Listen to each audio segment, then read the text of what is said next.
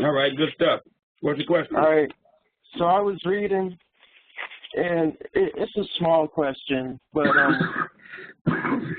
when it was talking about the three characteristics of electricity and the symbol for current, I couldn't tell if that was an L or an I. Oh, yeah. See, and you ask the old people. Hold on. Let me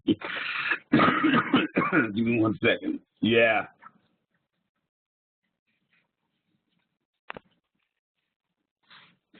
For the electricity? It was for current, yeah. For current? I think it was an I. Just let me validate.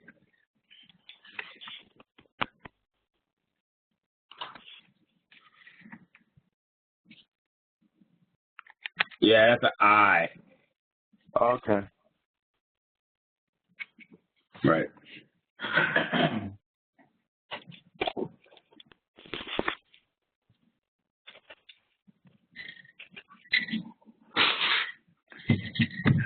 But yeah, so that was a very small reading for you to do the other evening. Very short. Did you? Yeah, I'm sure you finished it. Well, I'm not so sure about you, DeMonte. You know, I've been struggling with you for. All right, then. All right. Never had to struggle with me for too long. Good. Oops. Excuse me.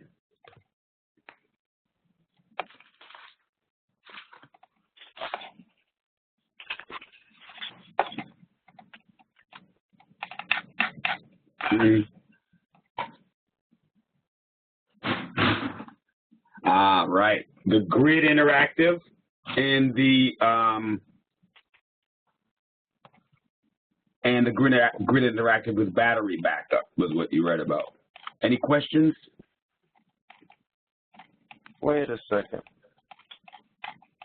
In what book? In the PV, I sent a basic photovoltaics book. Oh, okay. What did you read? Okay. I was reading the first chapter of the Basics of Electricity book. I couldn't. You said it was short, and that's a short one too. Yeah, no, that's really supporting information for those that don't have a real background in electricity. Mm-hmm. You do need to have some under your. This is all electricity that we're working with, so it's important that Marcel can't hear. It's important that you have some foundation with electricity. Okay, so the photovoltaic book. Yes.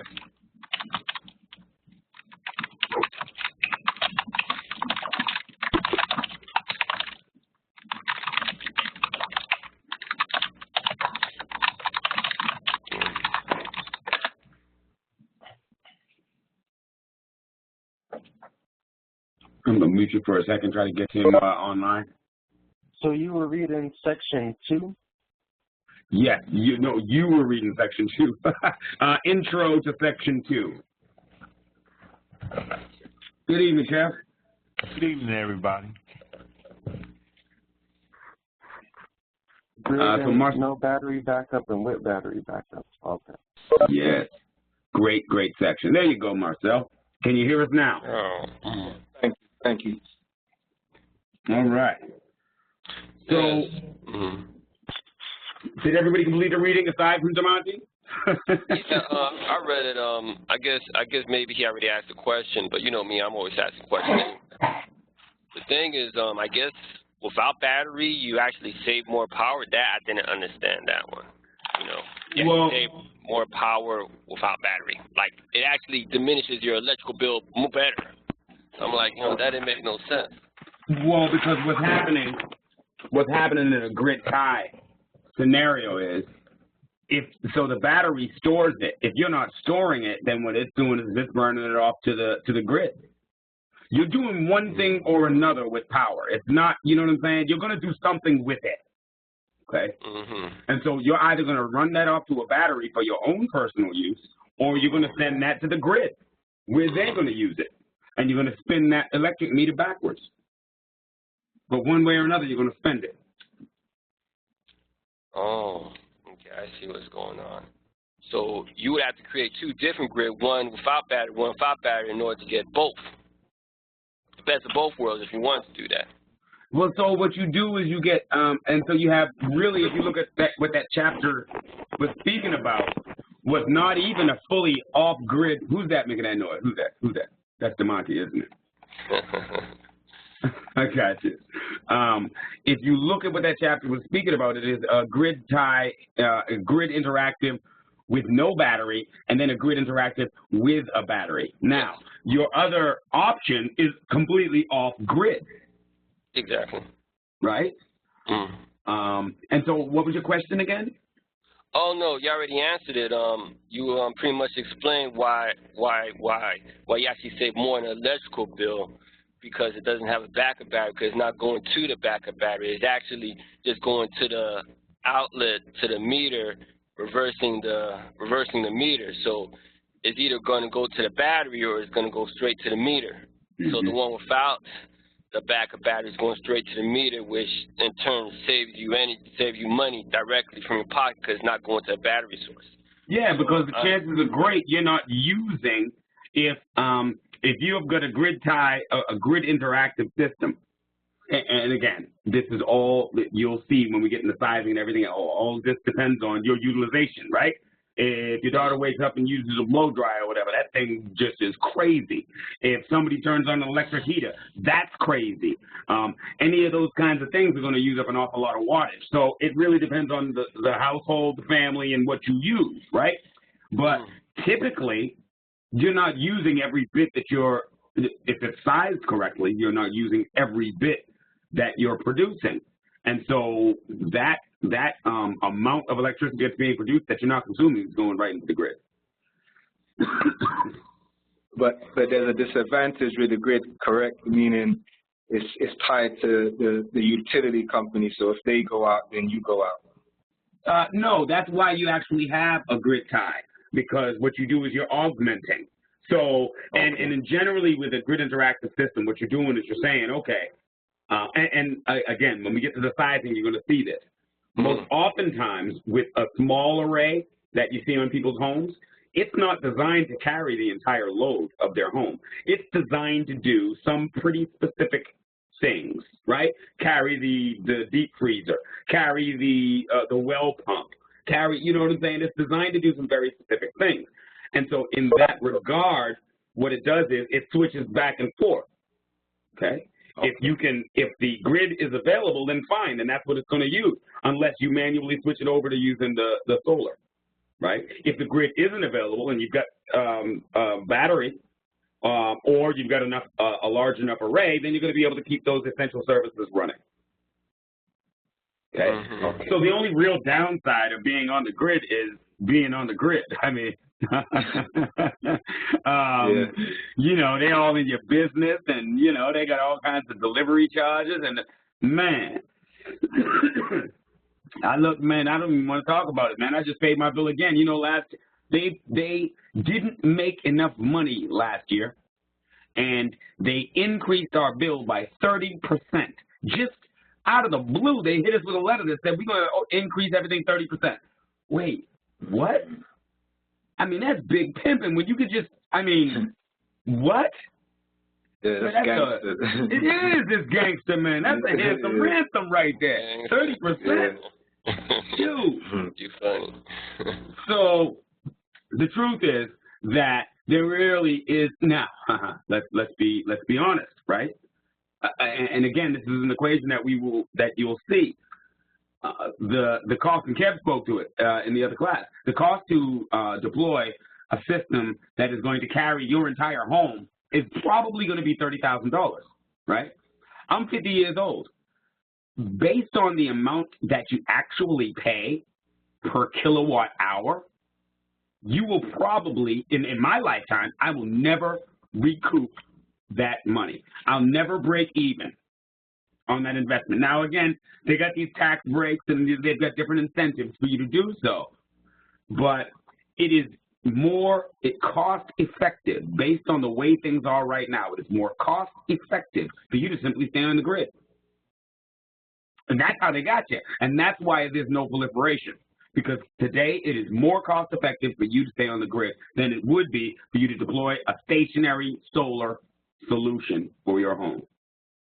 This is why I focus on the portable. I don't need to carry the entire house. I need to know exactly what things that I need to keep running. I need to keep a refrigerator running. I got a deep freeze that I need to keep running.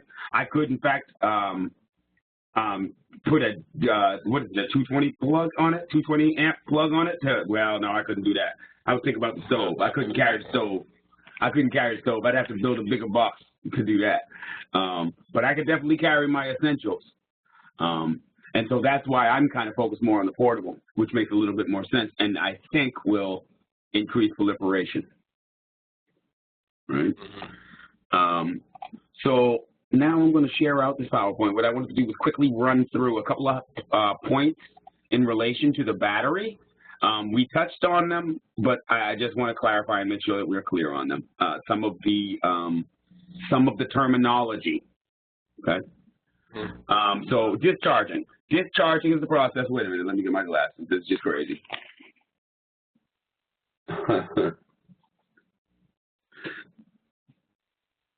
All right.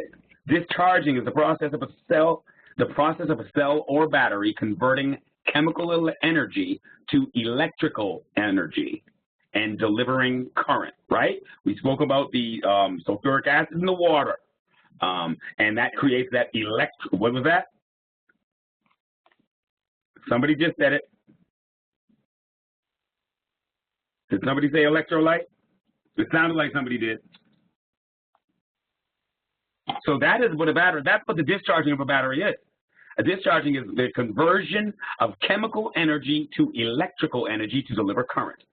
Discharging removes energy from a battery, obviously. Discharging begins when a load is connected to the battery, at the positive and negative terminals. At that moment, chemical reaction begins that causes electrons to flow from negative terminal to the positive terminal. Okay?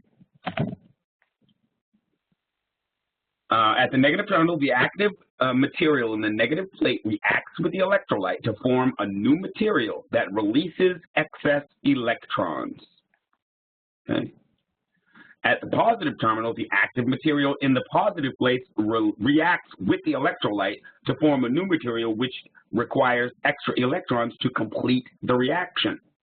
When the battery is discharging, the excess electrons at the negative terminal are conducted outside the battery through the load to the positive terminal to complete the reactions at the positive plate. What we are describing is how electricity is generated. And again, it hasn't changed in 150 years. The battery has not, the basic design of a battery has not changed. Okay. The voltage between the terminals is highest at the beginning of a discharge cycle and gradually decreases, right? That's just basic. It is the highest at the beginning of a discharge cycle and then gradually decreases. The voltage of a battery system is not constant, but ranges from a few volts. And again, both Kevin and I said this. Every single part is going to have great big letters on the box that says, this is what we do. And this is a damn lie. It may be rated that way. It may say that way in optimal conditions in a factory, but in truth and in fact, it is never that way. And indeed, the power that you see in your house, which is alternating current, looking at your light, you would think that your light is constant. It is not. It is flickering. Okay? That light is flickering, and it's faster than your eye can detect. But it's alternating current. It's trying to stabilize that power so that you don't see it, so you don't have as many peaks and valleys. Okay? And we're going to get into the sine wave versus the modified sine versus the pure sine, which is exactly where that manifestation comes from, where you see the computer like, yeah, waving on and off, and yeah, no. Bad power. Dirty power is what we call it. Okay? Okay. And do we recall, we went through the other night, how to convert amp hours and determine what are the watt hours based on the amp hours? Yes, we do recall that. What's the equation? Yeah. Amp hours times voltage equals kilowatt hours. Right. Equals, that's right, watt hours. Yeah, watt hours. Very good. Okay. So there are factors that will determine the rate of discharge, as you see on screen. Am I sharing my screen? Yes. Higher temperatures and slower discharge rates result in increased battery capacity. Okay. So it is designed to work at a warmer temperature. Okay. Discharge rate is the ratio of a nominal battery capacity to the discharge time in hours. For example, a 5 amp discharge current for a nominal 100 amp hour battery would be about C20 discharge rate. The designation C20 indicates that 1/20th of the rated capacity is discharged per hour, or that the battery will be completely discharged after 20 hours. You got that? If you don't mind, could you say that again, please? Yes, absolutely. Okay.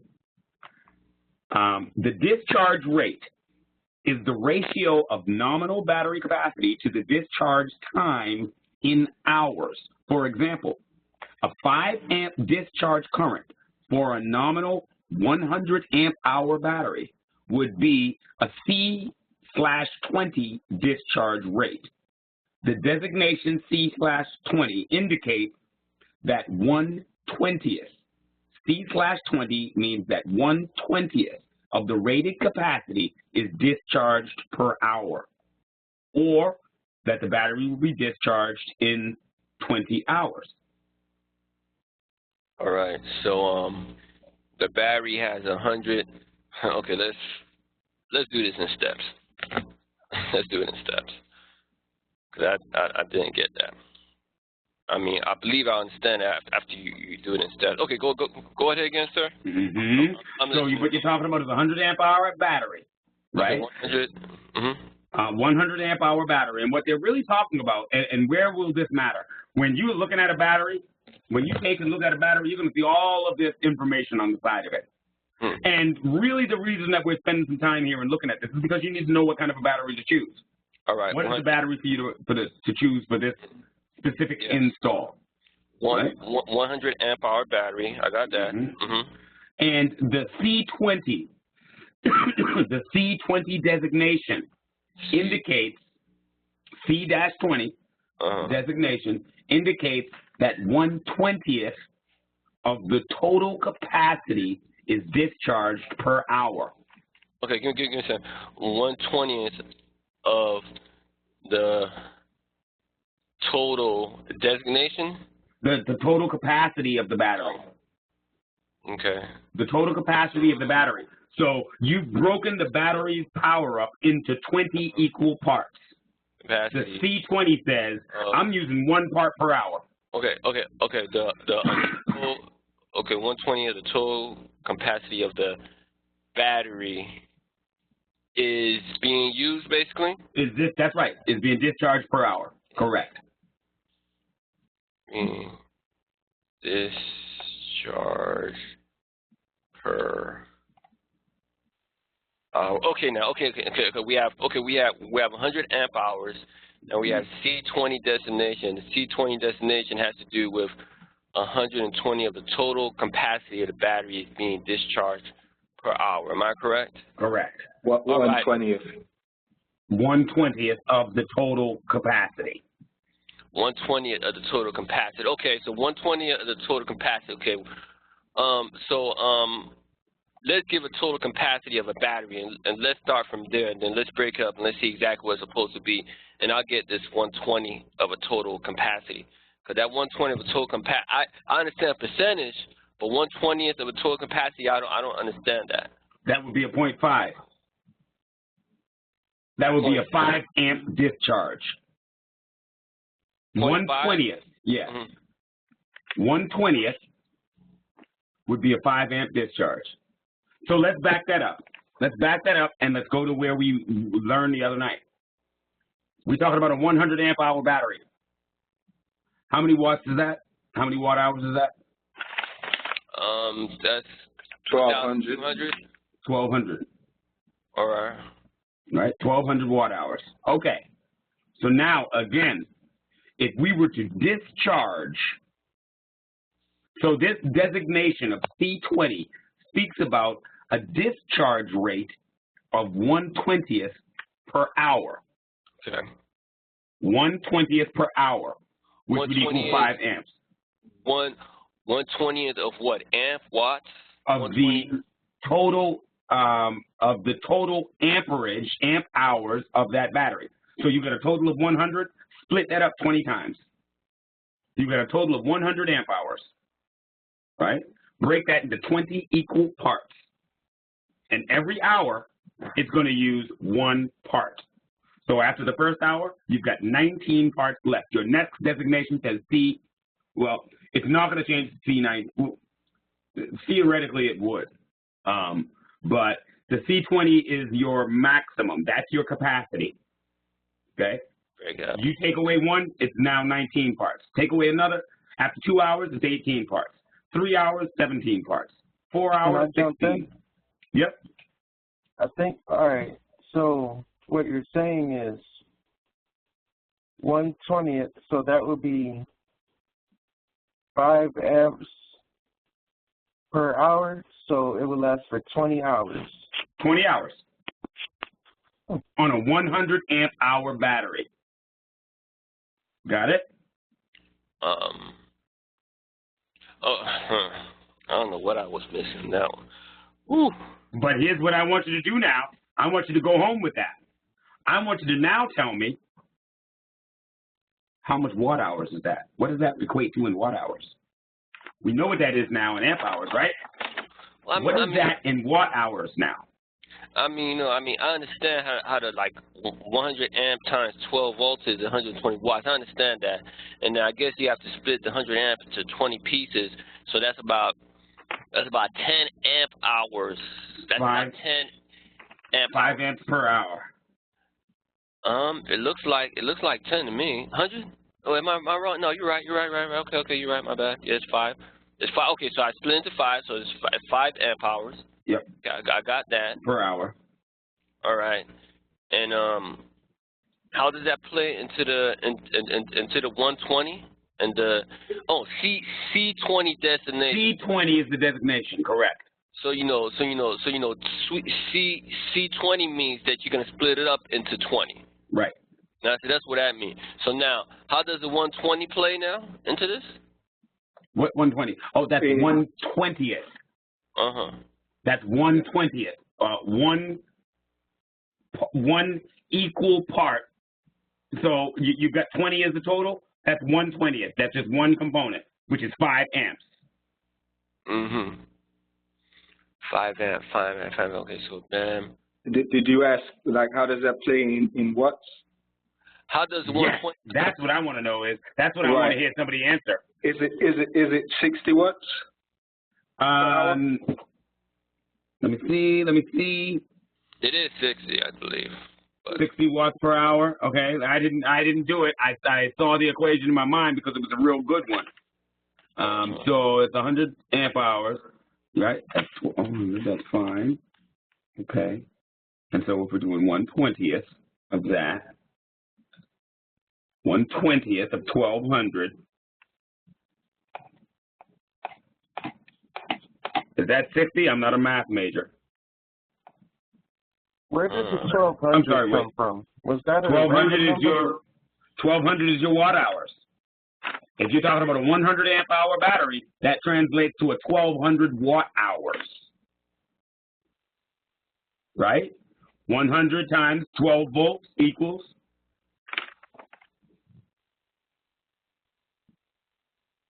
Right? You good with that?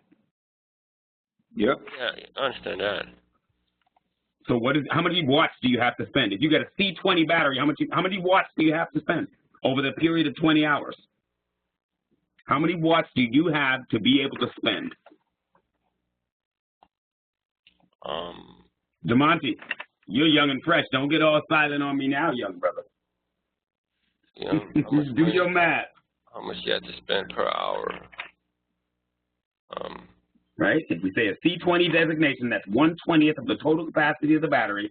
What is the watts that you have got to spend with a 100 amp hour battery? This is exactly how you have to plan. Exactly how you have to size. Well, oh, okay. So it would, yeah, you would need a 60 watt then. Yeah. You would need a 60 watt solar. Well, no. The question isn't what you would need on a solar. The question is, how much can you consume?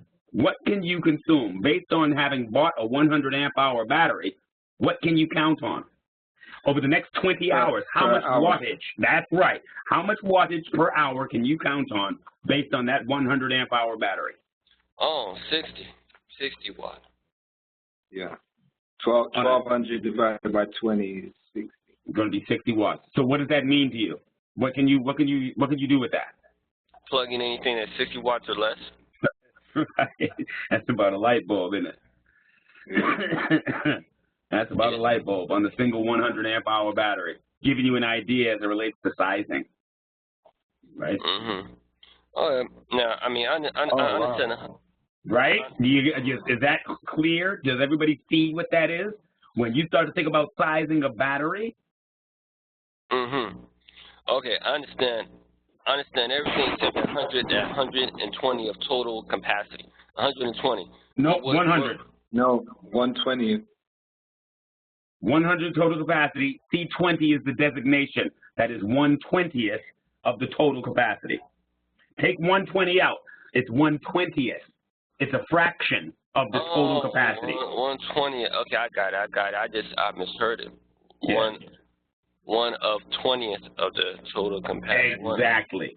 That battery is being discharged per hour. Okay. Yes, So I think I got it now. So when you're looking at a battery and it has 100 amp hours, you have to consider what you're going to use in 20 hours. And if it's 100, and if it's 100 amp, you got to divide that into 20, and that's how you know how much you're going to use within a 20-hour radius per wattage, and that's how you size exactly what you can use in the house according to the wattage of that. Damn straight. Now you know what you got to spend. You know what you got to spend. Now, we just talked about 60 watts, right? What is 60 watts going to run? Well, I'm going to tell you something. I'll tell you something. That 60 watts, if you look at the, did I send you a chart that shows you what your refrigerator is? You can run your fridge. You could run that one refrigerator on that 60 watts. Absolutely. Mm-hmm. Absolutely. Okay. Now, the problem is with a refrigerator, and we'll get into that, is the surge power. The refrigerator, when it comes on or when that compressor hits, that thing isn't just taking 60 watts.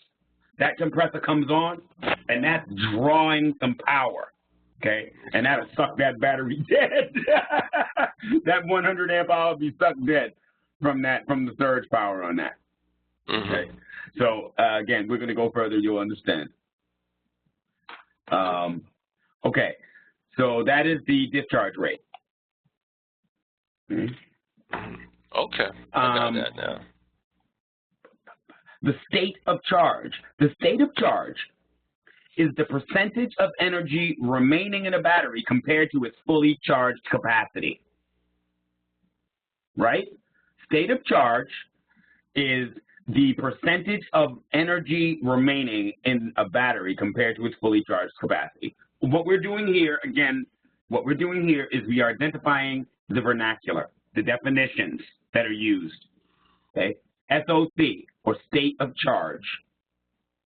Right? Depth of discharge is the percentage of energy withdrawn from a battery compared to its fully charged capacity, right? So fully charged is home base. Depth of discharge is the percentage of the battery's, of the energy withdrawn from the battery compared to its fully charged state. Mr. Peter Brown, I'm Yes. thinking with the, I don't mean to interrupt, I'm thinking with the like 100 amp hours rated on batteries and all that, which I've never seen before, to be honest. I always see cold cranking app and other things, but oh yeah, right. Now, I mean, I'm thinking that when they put that on there, that it only drains the voltage by maybe 10% or whatever, because as the current goes down, the voltage tend to go down also. So I'm thinking it only brings it down to the point where it doesn't like damages the battery and keeps the life of the battery when they mention that the amp hours.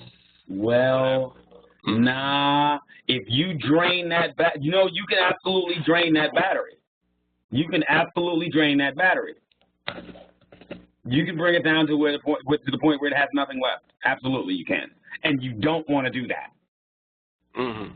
Because what you're doing is, while you may be able to recharge that battery up, you've diminished the amount of time that's going to be able to take that deep charge.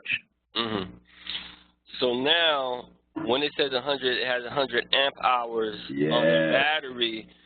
I'm thinking it really has maybe more like 30 or 40 before it gets to a state that you're really damaging the battery. That's right. That's exactly right. Both Kev and I agreed that we're going down to 80 on our battery. We're not taking it down any lower than that. Because if you go lower than that, then you're diminishing the life expectancy of your battery. Okay, so while they say you got that, what you need to do when you start to scope out and plan out your build is you need to really factor, okay, what am I putting on this? And your math needs to be good. What do I plan to put on this? And then based on that, you factor how much you're going to bring that battery down. What is your depth of discharge? And based on that depth of discharge, and you know what? It is smart for you to put it on a chart. Yeah, we turning you into scientists, people.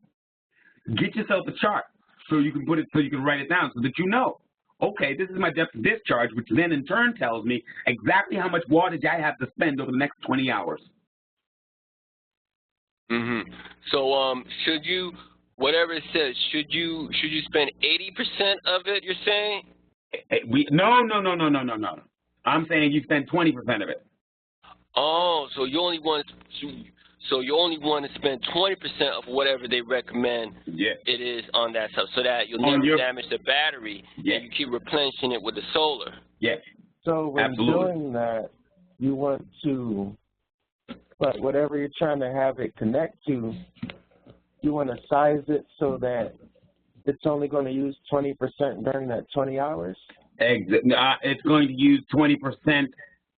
Exactly. You want to have it draw down to that 20% level over the 20 hours. Now, first of all, again, we're talking 20 hours. The hope is you are in a place where you have sunlight before 20 hours, unless you're in Alaska or something similar to that, where they have the 6 months of darkness. Chances are great you've got sunlight. So it is in a state of recharging when you have the sunlight, okay? So that adds another little wrinkle to your equation, and you'll see that as we go forward. But yes, you are talking about bringing that battery down no lower than 20%, 25%, and then recharging. Yeah. Thank you for that. Absolutely. Peter? Yes, sir. What I think the students have to realize is that photovoltaics is a system. The battery is merely one component. You're looking at the battery like it's just its own separate entity. But at the time that the battery is discharging, you're also charging via your solar panels. So, like, realistically, especially in a portable system, you don't anticipate that you're going to be operating that photovoltaic system, or portable system in particular, for 20 hours. Right. You don't anticipate that. So if you're running 160-watt light bulb, you could probably run it for 20 hours. But in terms of, like, if you're running a refrigerator or a freezer or all these types of things, that time frame is going to be greatly diminished, especially if it's just operating just off the battery.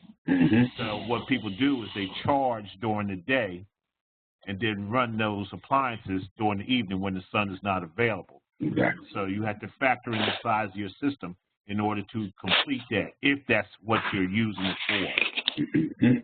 And you want to, in that 12-hour period, you want to be able to charge that battery 100%. Yes.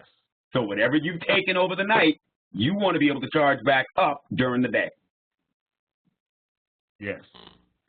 Or if you have alternative means of charging the battery, there are hybrid systems of which you can use propane gas or a generator or something outside of the solar in addition to the sun, because the sun may not be available.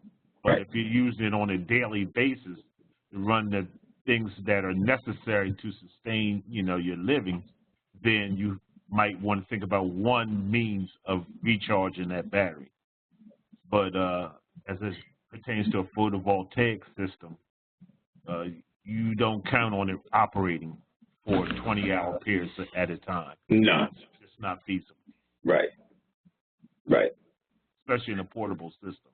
Right. That's not what it's for. The portable system is for a short-term emergency. It's to carry essential services through that emergency. It is not to live on. Okay? You can't take a portable system and disconnect from the grid. It's not going to work that way. You're going to get hungry. Okay. That's a great point. All right. Allowable depth of discharge, and here we go. Allowable depth of discharge speaks to the maximum percentage of total capacity that is permitted to be withdrawn from a battery. An allowable DOD may be as high as 80% for a deep cycle traction battery, or as low as 15% for automotive batteries. The allowable DOD is determined by the cutoff voltage and discharge rate. So the battery itself will allow you to go all the way down to 80%. But what they didn't tell you is you're killing your damn battery. Okay? And here's the next equation. The average daily depth of discharge, the average percentage of the total capacity that is withdrawn from a battery each day. If the load varies seasonally, such as in a dusk to dawn lighting system, the average daily DOD will be greater in the winter months due to longer nights, increasing the loads. If the loads are constant, the average daily DOD will be greater in the winter due to low temperatures that lower the available battery capacity. Depending on the rated capacity and the average daily load, the average daily DOD may vary from only a few percent in systems designed with high autonomy and as high as 50% for marginally sized battery systems.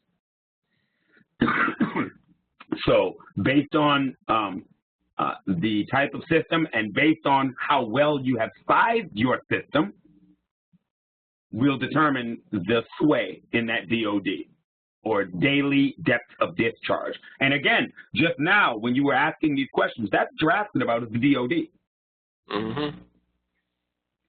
Right? Autonomy. In a standalone TV system, battery system capacity is generally several times greater than needed for the average daily load. Listen to that again. And I'm thinking that based on your line of questioning, this is exactly where each and every one of you were going. So that 100 amp hour battery is actually not going to be enough. Are you going to consume more than 60 watts again, we're not talking about a 20-hour period. This is not Damnation Alley, right? But are you feasibly or logically going to consume more than 60 watts of power an hour in a outage scenario? So the power went out, the sun was up, your battery is fully charged, it's now 7 o'clock, the sun is down. How much wattage are you going to use between 7 p.m. and 7 a.m. when the sun rises up again, right? And based on what you're going to come up with in your equation, it's quite possible that you're going to need another battery, right? Another 2 batteries.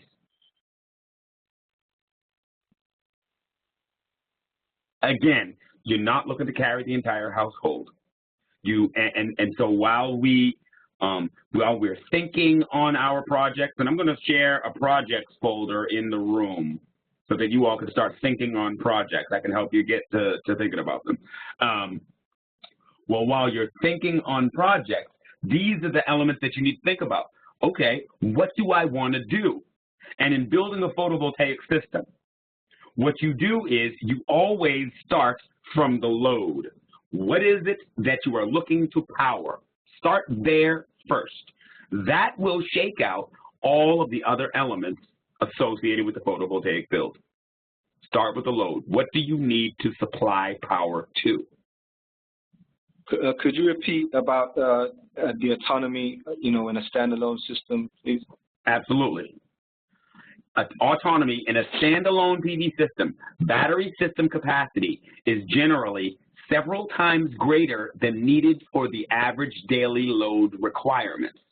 In order to account for days with below average insolation, which is sun exposure, autonomy is the amount of time a fully charged battery system can supply power to system loads without further charging.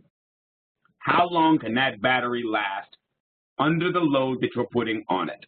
Autonomy, standalone. No other source able to charge that battery. How long will that battery live? And so the truth is, the conversation that we've been having back and forth as it relates to this chapter right now really is being answered in all of these questions. All of the questions that you're asking are right here is what we're talking about now. Okay? Self-discharge. Self-discharge is a gradual reduction in the state of charge of a battery while at a steady state condition. Self-discharge is also referred to as a standby or shelf loss. Self-discharge is a result of internal electrical chemical mechanisms and losses.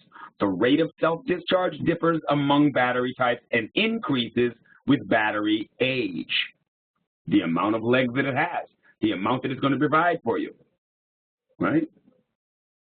And what we're looking to do, when we say that, we're only going to bring it down to the 80% mark. What we're trying to do is minimize the self-discharge over time. We want to extend the life of that battery. Okay? Charging, a cycle is battery discharge followed by a charge. That's one cycle. Okay? Charging is the process of a cell or a battery receiving current and converting the electrical energy into chemical energy. Charging is done by applying an electrical current to the cell or battery in a direction opposite to the discharge, right? So the way that that battery has worked was it was an electrochemical process that created electrical. Well, when you charge that battery, it is the electrical that is creating the electrochemical. It's just going backwards, okay? The thing I love about this photovoltaic thing is there's only two things. It's black and red. It's black and red. This is very simple. It's black and red, okay?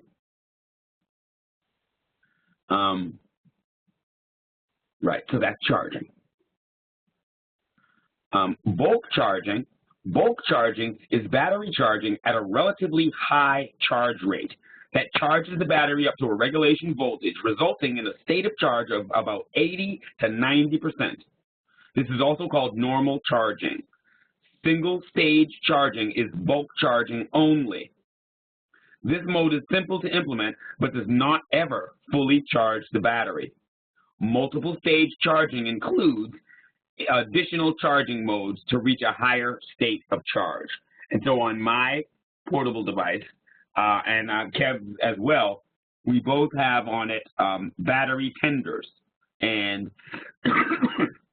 I can leave my battery tender plugged in, and it will charge my battery to a 100% charge rate, and then it will float it there, okay? So it doesn't overcharge, and it doesn't let it undercharge, right? It might dip down a little bit and go back up, and dip down and go back up, just to flex it, right? But it floats it at that 100, 98, 99% charge rate. A lot higher, obviously, than the bulk charging. Once a battery is nearly fully charged, most of the active material in the battery has been converted to its original form, and the current regulations required to limit the amount of overcharge supplied to the battery. Absorption charging is battery charging following bulk charging that reduces the charge current to maintain the battery voltage at a regulation voltage for a certain period, right? And that's really what we're talking about when I say a trickle charge. That's doing absorption charging. I'm sorry, no, it's not. I'm sorry. That's float charging. When we do what my battery tender does, it's float charging. Charges it up to a certain point and stays there. Okay. The absorption charging goes over 10 to 15% of the bulk charging capacity until it reaches about 98. Till about 98%. Okay. Peter? Yes. I just wanted to mention, because maybe they may not be aware of this, what Peter's talking about is also handled by your charge controller, which is part of your system. The trickle charger does it through AC, but the charge controller is between your solar panels and your battery. And what that does, it bulk charge if your battery is low. It'll go into the absorption and finally into a float charge when your battery is near its capacity. It's a little computer that handles that function. And y'all gonna be amazed when you see. And I don't know whether or not you ever. I'm sure you had to, Kev. Look inside of the charge controller, because you have to be just like me. I said, well, what is this, right? I looked inside the one I blew up. Yeah. Got a real good look in there. But I was looking at them, and I was looking at how they did them, and even the MPPTs. And I noticed that they're really not that complex. It's just connection points, really. But I'm not going to go ahead and build my own charge controller, not when they're as cheap as they are. But that's exactly right. It's a smart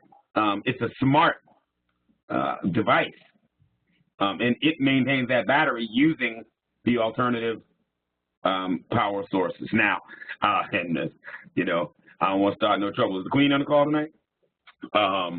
Because I was definitely, and I don't know if you were, Kev, but I was definitely looking at the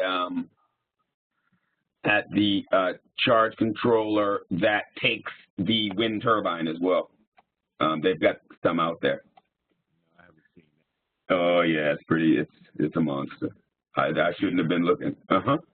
Let me offer an analogy that might help the students comprehend what's going on here. Representing the battery.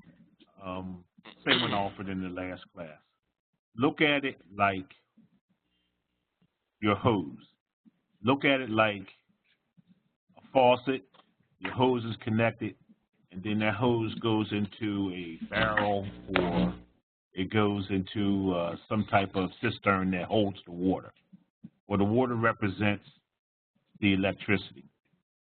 Now, if that barrel fills up with the electricity, in other words, your battery, looking at it like it's your battery, is at or near capacity, and someone takes a faucet and allows some of it to come out.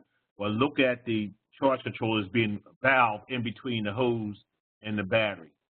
So at some time when the cistern or that barrel is low, it allows full current or full water to go through that hose into the barrel. But as it gets near being full, it cuts down. You turn the valve down, and only a small amount of current or a small amount of water is going into that barrel or going into your battery. That's how it functions. That's what Peter's talking about. If you can visualize that, that's what it's. Think of the water as current. Think of the barrel as a battery. When you use the water that's in the battery, the valve opens and allows more to come in. When it's near the point of overflowing, because you don't want to overcharge your battery, you don't want to overflow your barrel, and that's what it does. Okay, I understand. You know, charge controller. I mean, it's pretty much this charge controller controls. You know, it keeps the battery at optimal level. Don't overcharge. I understand that. But how many things does the battery? How many ways batteries get charged? Okay, the solar panel charges the battery. Is there anything else that charges the battery? Because I thought I heard something that it needs to be charged more than one way, because maybe the solar panel is not enough. If you were off grid and you were relying strictly on the sun, or supposed to be a cloudy day. Well, you still need your system to function, provide you those things that you need. If that's your house, you need your lights, you need your refrigerator. So if the sun is unavailable to recharge your batteries, it's always good to have an alternative means of doing so. So that's what I was speaking about when I was talking about alternative. Now, Peter has mentioned the trickle charger, the battery tender. That is an alternate way. See, we both understood that we needed redundancy in all things, and that was a way of charging it if the sun was unavailable. We could just plug it into the wall, use standard household current, and charge a 12-volt battery. So that batteries or that system, that photovoltaic system, is always available for use. Now, primarily, I charge mine with the solar panels, but it's winter. So to keep my, and it's rained 4 days in concurrent days down here. So to keep my generator fully functional, I have it on the battery tender because the sun was unavailable. All right, so the other mean was just the battery tender for now, I'm assuming. Yeah, that's just what we use. Okay, I understand. But, you could, if you have, that's why I asked in the beginning, what people are tending to do, because if you tend to be off-grid or, you wanted to run, the functions in, primary functions in your home, then you want them batteries to remain charged. That's how you can use it. Well, if you're relying on the sun, it's not consistent. So you have to have an alternative. Now, it could be propane, it could be a generator, it could be a myriad amount of things. But in our portable capacity, what we use is a battery tender.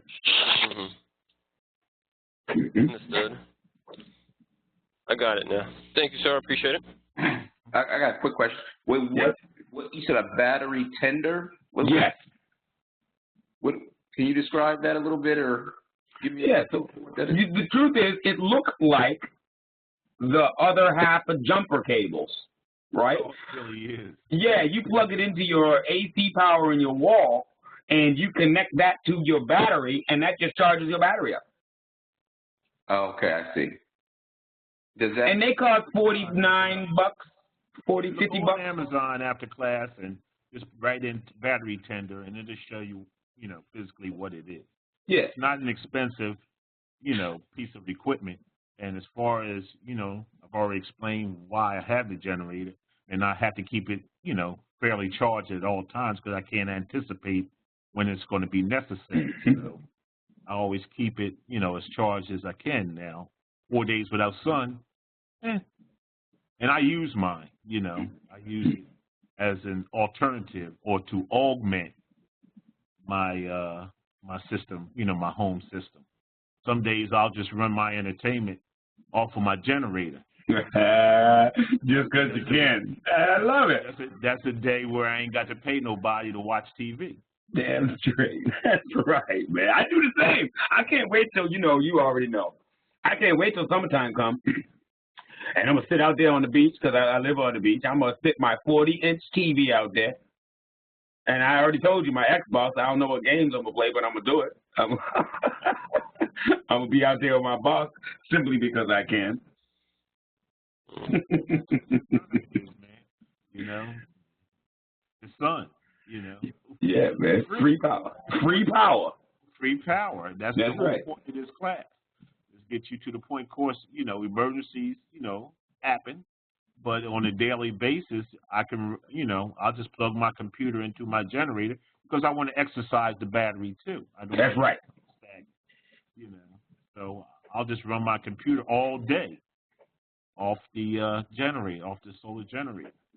And the next day, I'll just go out and put it out in the sun if it's available, or I'll plug it into the battery tender and recharge the batteries.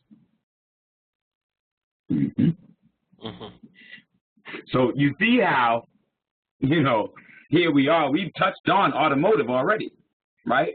We've already straddled the place where you're kind of like, well, wait a minute. I thought we were talking about solar. Yeah, this is a car battery that we're talking about. And it is an integral part of the system. It's a marine battery that I use, Peter. Yeah, me too. I don't use a car battery. Yeah, it ain't no car battery. You know, it's true. It's a deep cycle marine battery. Battery, yeah. Yeah. That's what I use. And we it's a already beast. went over why you would select that type of battery over your standard automotive battery, because of the thicker plates. It allows it to be charged and recharged numerous more times. That's why you will want a marine deep cycle battery. And the difference is, somebody pointed it out earlier, that a car battery is going to give you CCH information, or cold cranking hours, or cold cranking amps, right? Whereas with the deep cycle, we don't care about that. We don't need the power blast on demand. We need it over time. You need it over time. And also, I would recommend selecting a sealed marine battery, because that car battery puts off hydrogen gas. Yeah. And in enclosed space, it probably isn't dangerous to a point, but why take chances? That's right. You know, so you want to look for a battery that's sealed, not one, you know, what you would call maintenance free. That's what you would look for, a maintenance free battery. So you can see, as you can tell, there are an awful lot of factors in relation to your battery. You benefit greatly in the fact that me and Kev then took the burns and the cuts and the and you're going to take your own too. And blowing up equipment. Yeah, man. You know, you benefit greatly from that. But the truth is, you're going to do the same. Once you put your hands in it, you got to make some mistakes in order to learn. Okay, so don't be scared of it. And this, which is further why I would say choose some small projects. Yeah. Choose small projects that are not going to cost you an arm and a leg. It ain't going to hurt you. It's a learning experience. Okay, so choose some small projects and I'm going to put the project up into the room. And I shared with you the site Adafruit, where you can get some really nice components for $1, $2, and like that, right? So let's start thinking about some projects to put together. All right. Sorry, Brother Peter, where did you share that information?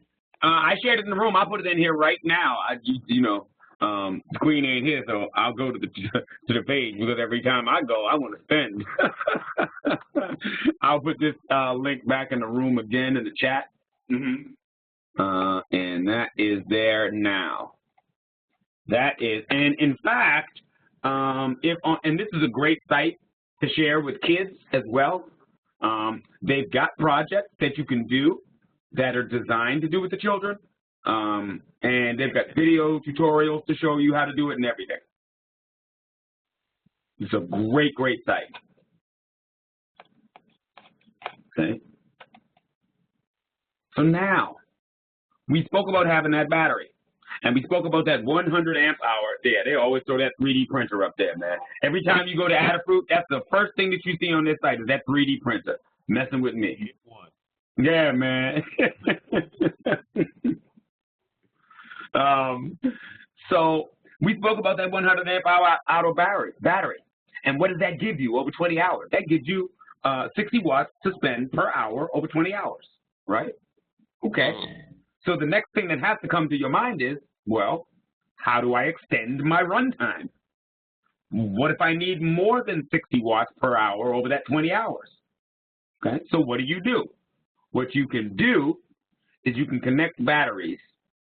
And what you see on screen is a method of connecting the batteries in series.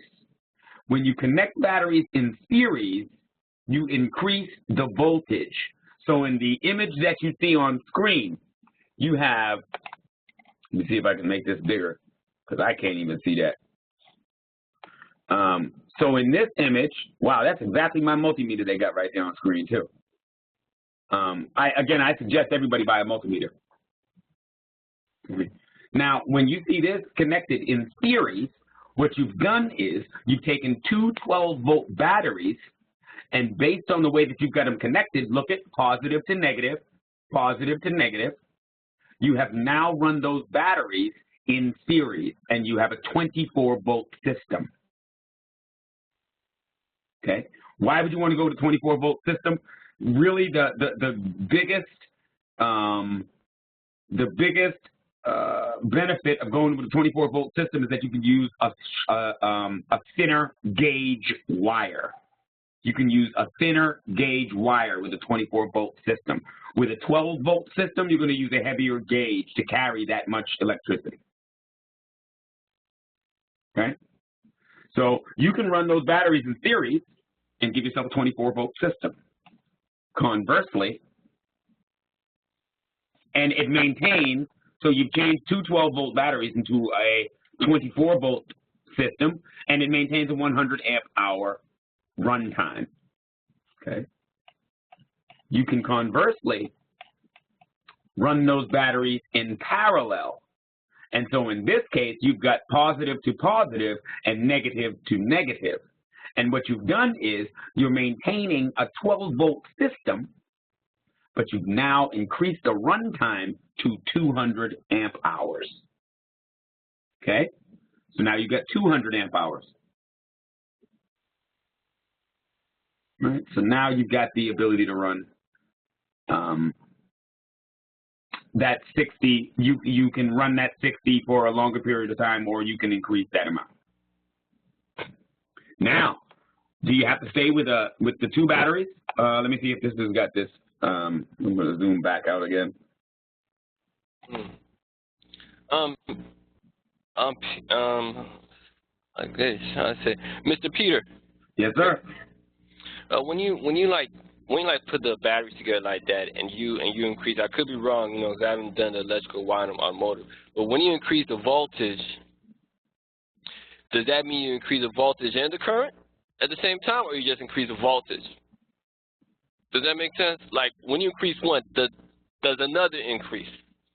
Oh, that's a very good one. That's a very good question. When you increase the voltage, do you increase the current?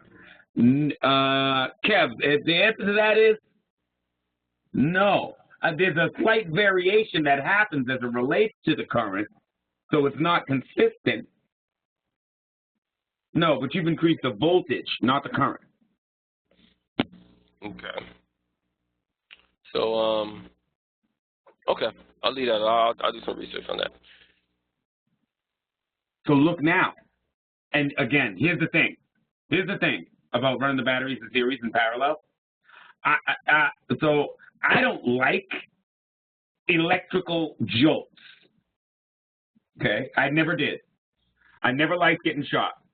Contrary to some of the experiences I've had in my life, one might think I did. I don't. And so I'm very, very, very careful working with my batteries. I'm very careful working with my batteries. In fact, I'm possibly overly cautious. When I move and when I take apart my components, I tape up the ends. I may have my positive and negative on my batteries, but I tape the ends up so that even if they should touch, I've got them with electrical tape. Even if they should touch, they're not going to create a short circuit environment. They're not. I'm very careful as it relates to that. And so I say that to say, hey, if you were in fact planning to run multiple batteries, either in series or in parallel, pay strict attention to the way it is connected. Positive to positive here. This is, oh, wait a minute, whoa, I'm sorry. Yeah, the diagram threw me for a second. This is batteries both in series and in parallel. Mm-hmm.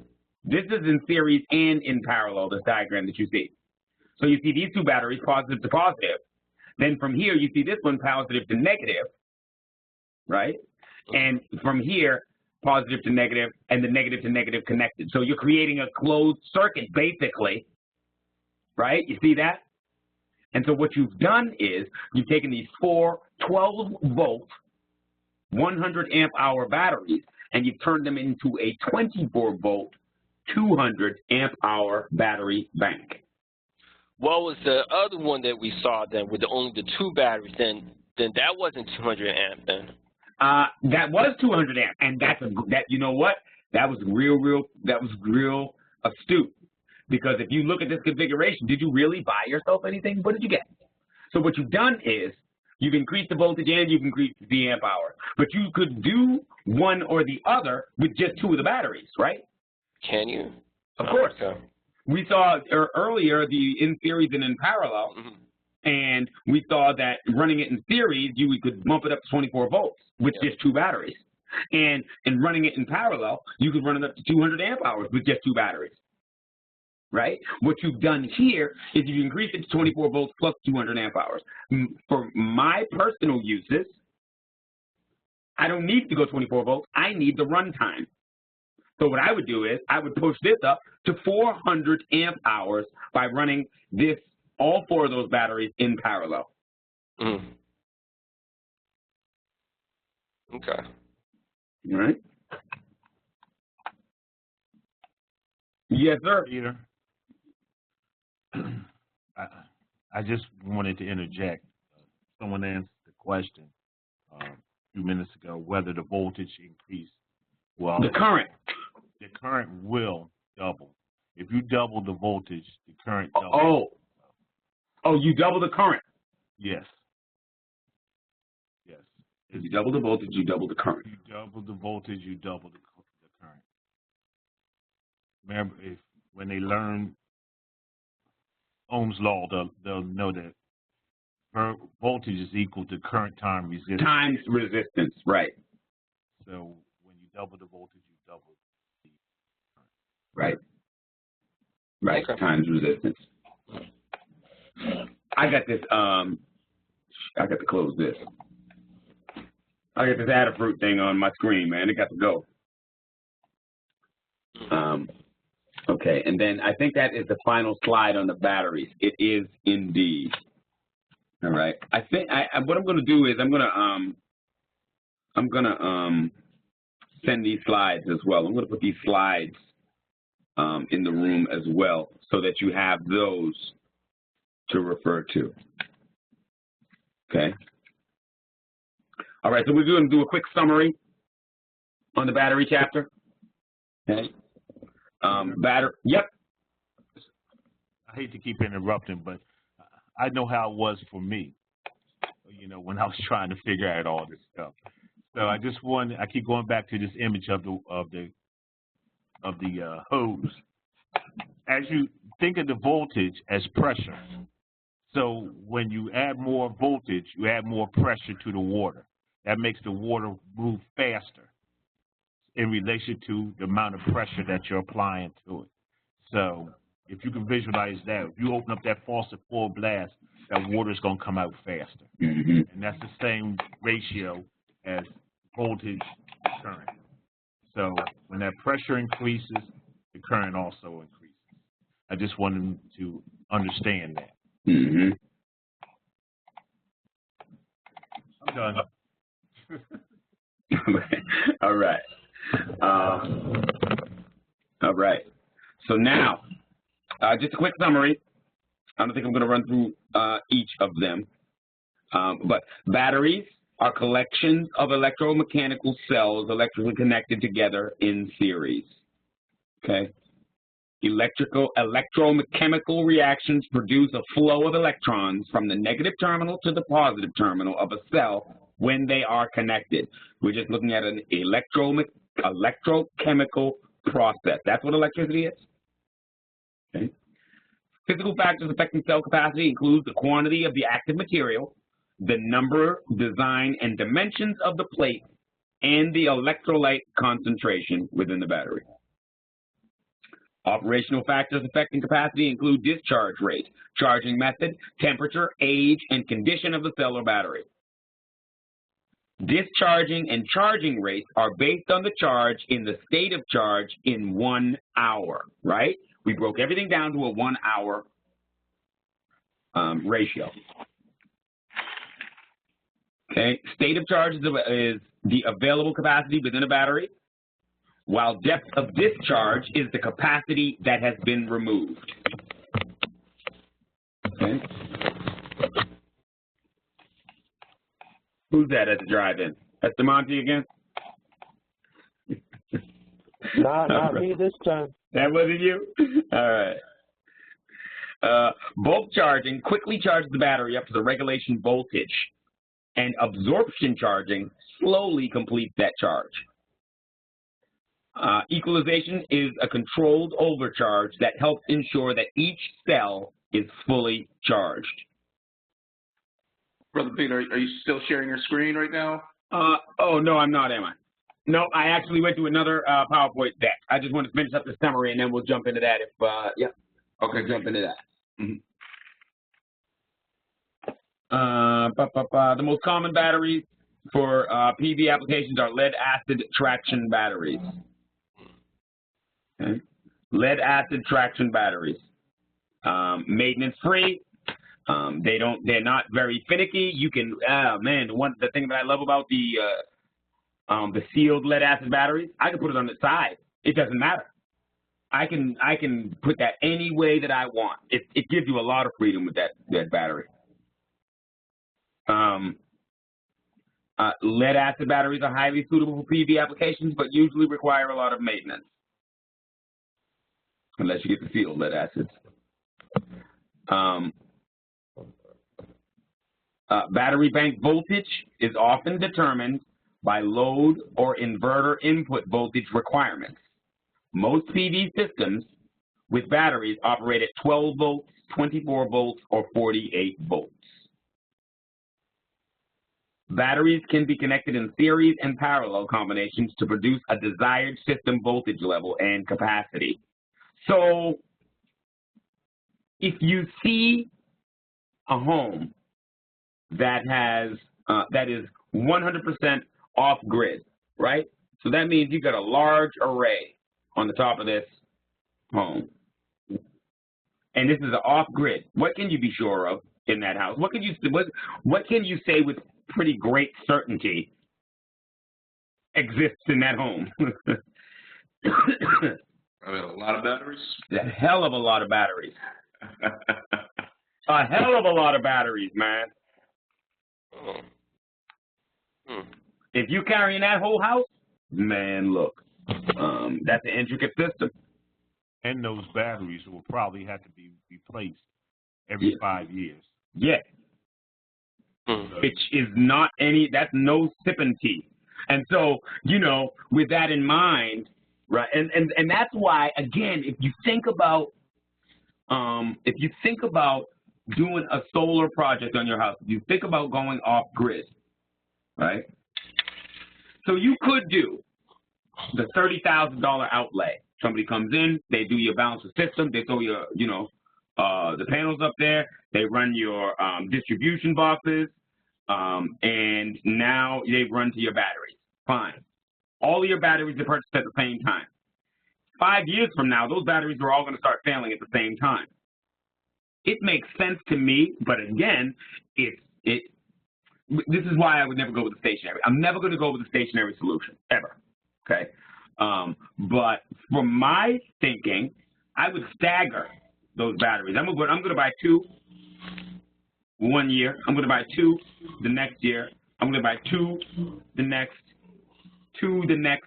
So what I don't want to do is have a hit come down and say, okay, you want power? You need to go on out right now and spend $5,000 to replace all your batteries. What? I wasn't ready for that. Right? I'd rather break it up. I like the C20, break it up into 1/20th of the total. Okay.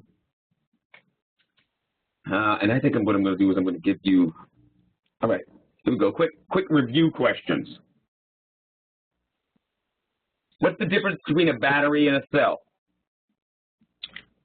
Battery and a cell? Yep. Battery is a collection of cells, all sealed together. A collection of cells, correct. Describe the chemical reactions that take place. This is more than you really need to know. You don't really need to dig so down deep into these batteries like this. Again, remember, a lot of this is teaching to this test.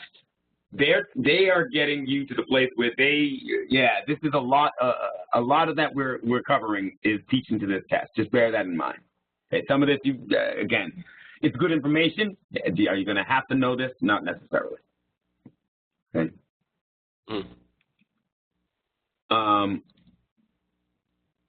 Describe the chemical reactions that take place when a load or conductor is connected to the positive and negative terminals of a battery. What happens inside?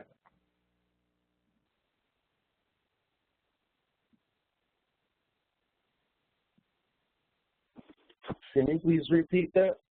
Yep. Describe the chemical reactions that take place when a load or conductor is connected to the positive and negative terminals of a battery.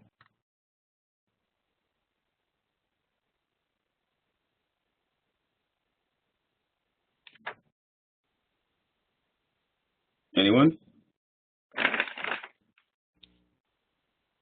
It's just discharge. Electrons are released, and they're also pulled. Electrons are released from the negative and towards the load, and then from the load towards the positive pole. You know, in summary, I know it's more than that, but that's all I can remember. Alternating. No, but that was what he just said was very, very close. What happens is when you make that connection with the negative and the positive, the charging reaction with the cell, the electromechanical reactions within the cell produce a flow of electrons from the negative terminal to the positive. Okay, a flow of electrons from the negative terminal to the positive. And when you are, and that is at the state of discharge, and when you are charging, it does the exact reverse. It's like swishing water, really. The truth is, that's what it's like. It's like swishing water in your mouth. It goes one way, then the other.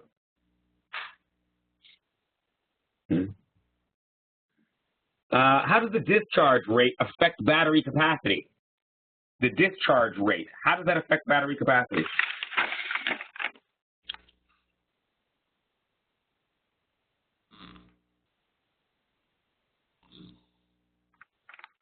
Remember? If you discharge that battery, if you discharge that battery down to 20% capacity, what happens to that battery?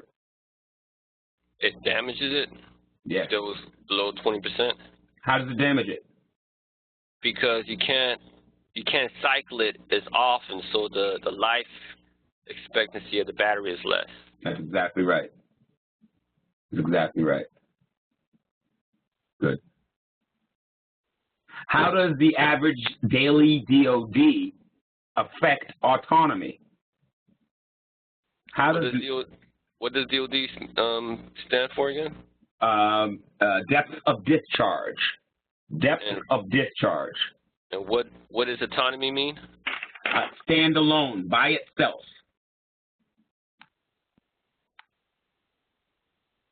So the question is, how does the average daily depth of discharge affect autonomy? How does one relate to the other? I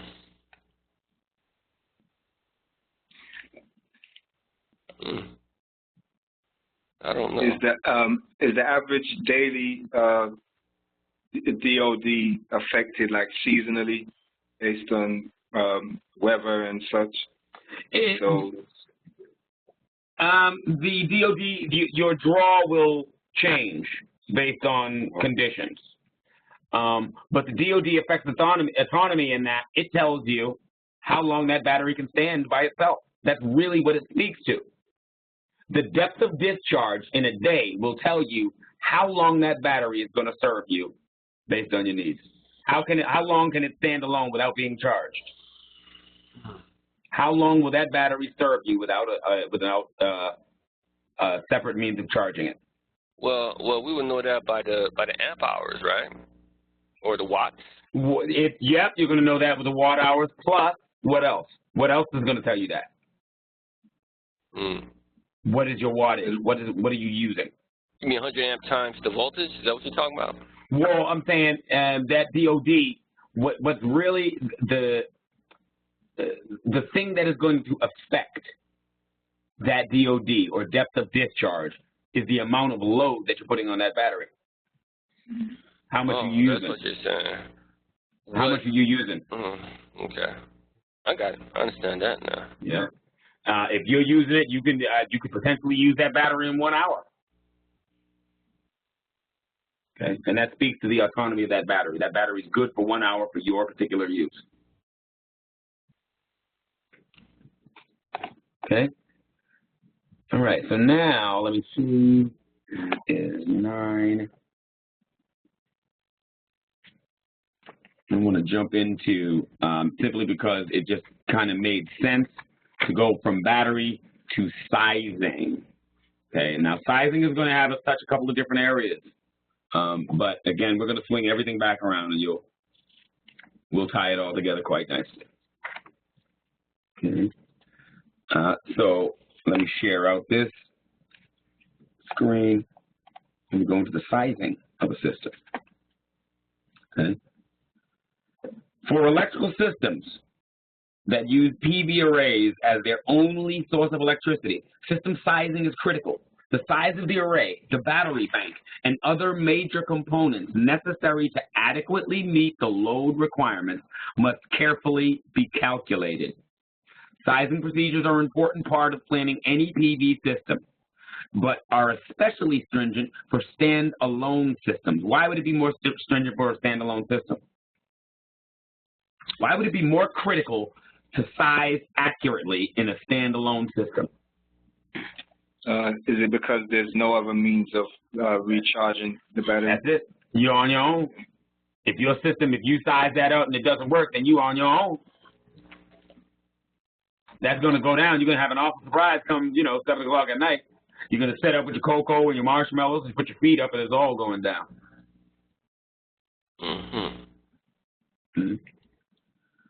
Worksheets can be used to organize information and guide system size and calculations for most simple systems, though complex or hybrid systems may require computer models or simulation software. The discs that I distributed earlier on have those worksheets that you will use infinitely. Okay. The objectives for this chapter are, did I share up screen? Yes, are to differentiate between the approaches and methodologies for sizing different types of PV systems, understand the primary factors that affect system sizing, determine the system energy and power requirements from a load analysis, calculate the critical design parameters based on monthly load and installation information. That's where it gets a little hairy. I think we'll be able to get you through that. Calculate the size and configuration of the battery bank based on system requirements, and then calculate the size and configuration of the array based on system requirements. What this says is, what questions must be answered? Right? That's what this chapter is asking. Okay. So, sizing strategy for standalone systems starts at the load side and proceeds backwards towards the array, right? When describing PV systems, it's logical to follow the energy flow from the array side to the loads. However, when sizing a PV system, it is necessary to consider the energy demand first before considering the supply. The demand first. What are you looking to power? Therefore, PV system sizing, particularly for standalone systems, starts at the load side and proceeds backwards towards the array. The objective is to first determine the requirements of the system load, and then to determine the size of the inverter, battery bank, and array that are required to meet those needs. That makes sense? Yeah, that makes perfect sense. On your disk, you're going to find the interactive sizing worksheet and chart, okay? And this just really helps you as it relates to the static information that you need to gather, okay? And so what are we looking at? We're looking at, this is funny. This is funny. We're looking at a sizing on the a sizing chart on the array plus the power and the charge controller. So this is 185 watt PV panels, right? Manufacturer guarantee of a 90% efficiency. The number of modules in the array are 16. And the array guaranteed power output, 2,664 watts.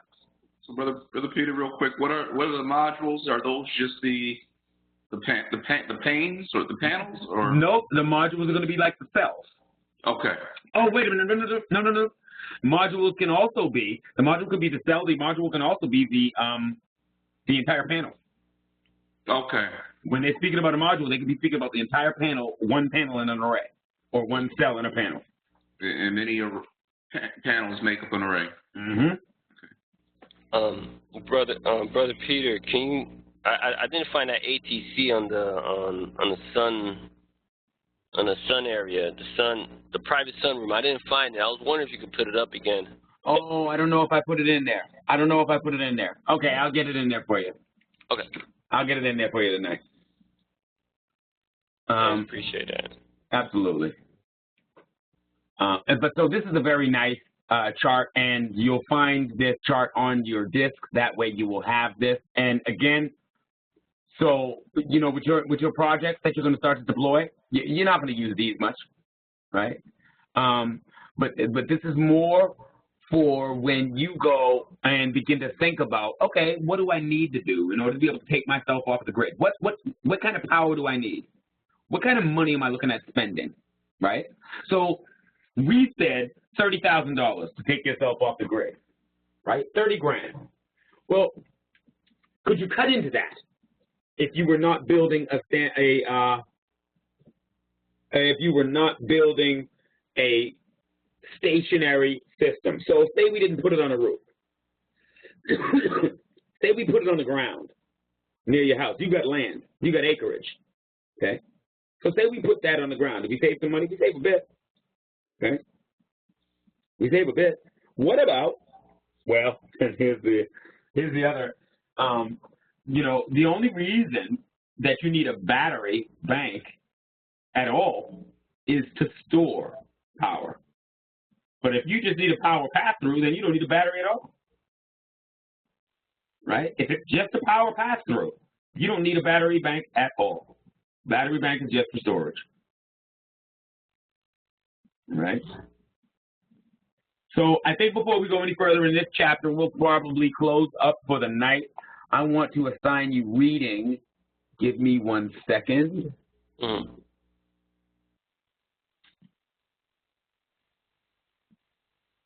I want to assign, yes, okay. So this one's going to be a little longer because we don't have class until Sunday. In your basic photovoltaics, I'd like you to read chapters 2.3. We've gone past 2.2, the mounting options. We'll get back to that. I want you to go to chapter 2.3 in the basic photovoltaics to 2.7. 2.3 to 2.7. Yep. Okay. This is the same book we've been reading, basically. Mm-hmm. Okay. The basic photovoltaics, and that's in the room. Mm-hmm. Yeah, I got that. I got the basic voltaic. And I'll get the ATC up there so that everybody's got that as well. All right? Any questions, concerns? No, nothing right now. No, the studying is on. Just thank you very much. Really appreciate it. Absolutely.